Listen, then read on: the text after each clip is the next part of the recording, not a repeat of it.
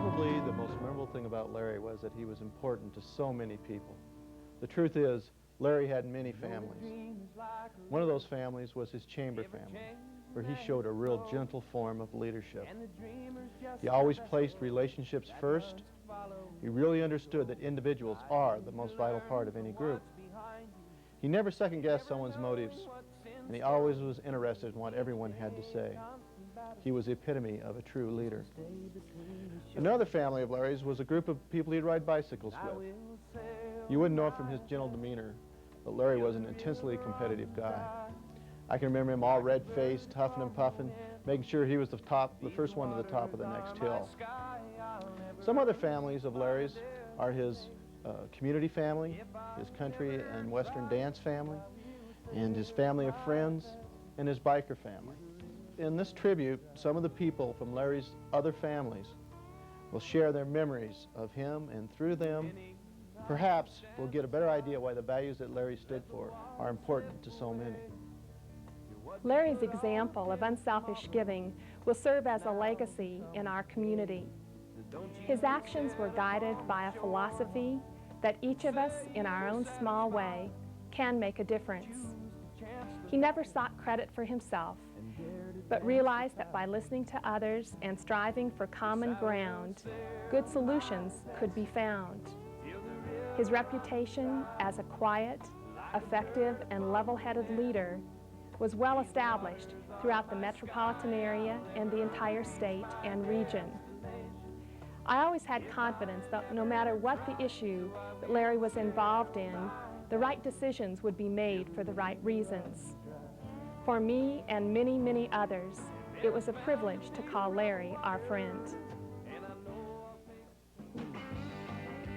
Country western dancing quickly became his obsession as he enrolled in every possible type of dance class. And before long, he had a full dance card, complete with waiting list, each and every time he stepped on the dance floor. Quite honestly, most evenings he would don an ensemble from his extensive western wardrobe and transcend into an epitome of sartorial splendor as he precisely strutted his stuff, quite obviously the resident prince of country swing.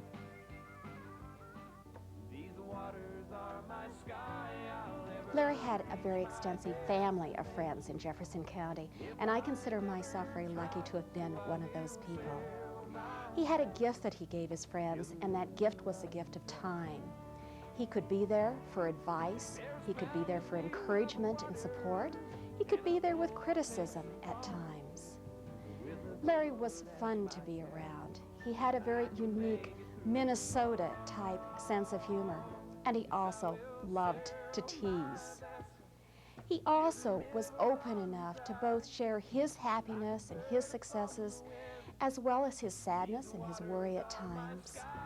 All of this is what friendship is about, and his friends already miss him dearly.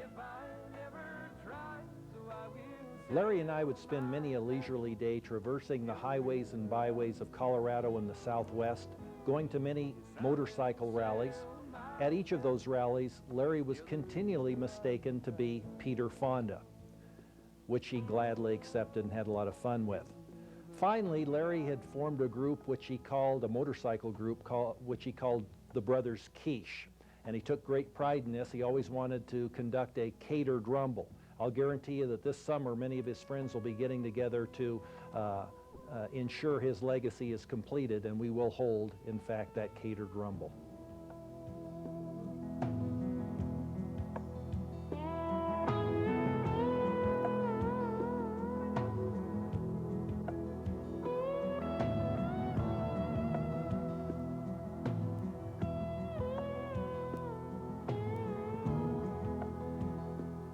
Oh, Shenandoah, I'm bound away.